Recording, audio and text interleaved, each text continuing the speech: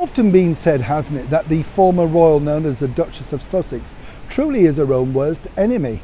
And when you think about it, Meghan Markle truly does make life very hard for herself every single time she makes one of her now infamous podcasts.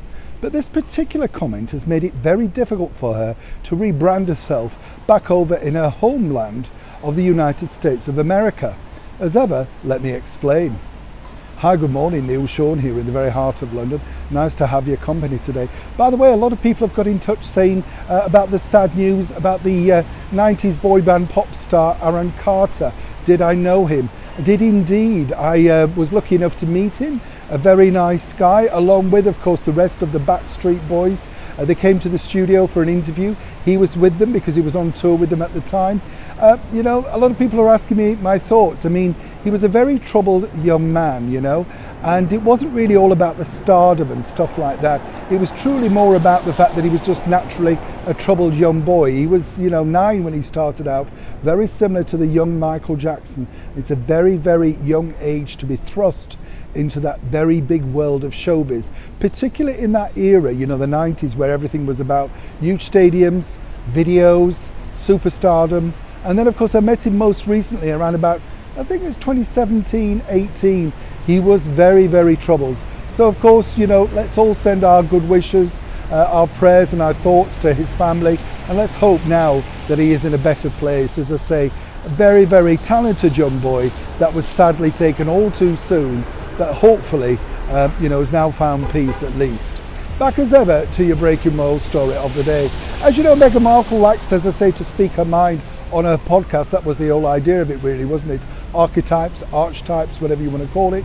And seemingly for her, she seems to enjoy, courting controversy wherever she turns. If you remember, she didn't like the statement about bimbos, the bra station.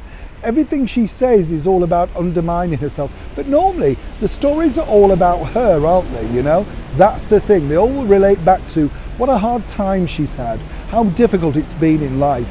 Can't be that difficult now, can it? You're living in a multi-million-pound Montecito mansion. So let up and enjoy life a little bit. But seemingly that's not going to be the case. A recent comment really did spark a lot of problems for Meghan, more than her PR team are letting on. Seemingly because now that statement where she talked about her time as a briefcase girl on Deal or No Deal was at first a throwaway remark, obviously. But then, of course, it escalated and in particular got worse simply because Whoopi Goldberg, yes, that Whoopi Goldberg of Ghost, and of course all those other wonderful films, basically stated, well, look, why have a go at other people who are simply trying to make a living? And when you think of it from Whoopi's perspective, it does make sense. Why deride other people if they're happy and also, thrilled to be able to make a living as a briefcase girl on a major hit quiz show for NBC?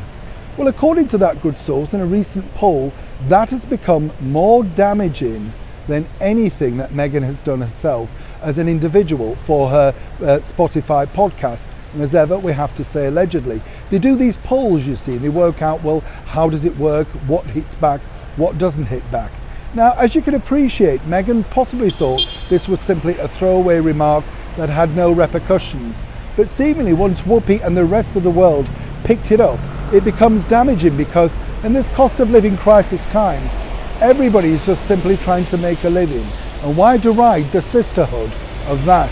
Seemingly this time around, Meghan picked the wrong brief. Neil Sean in the very heart of London.